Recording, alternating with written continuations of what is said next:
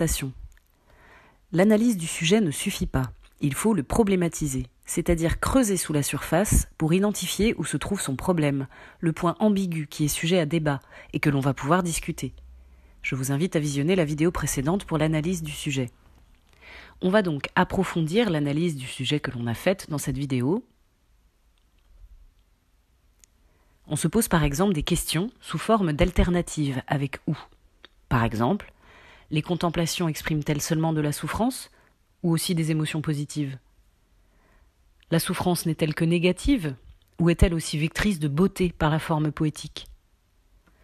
Cette souffrance est-elle seulement individuelle ou aussi universelle ?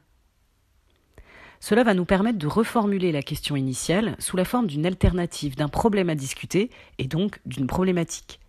Hugo se contente-t-il d'exprimer des souffrances personnelles ou cherche-t-il à révéler la beauté de toutes les émotions universelles ?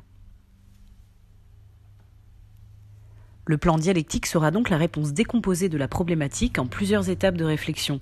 Oui, c'est bien une poésie de la souffrance, car Hugo exprime lyriquement et poétiquement des expériences personnelles douloureuses.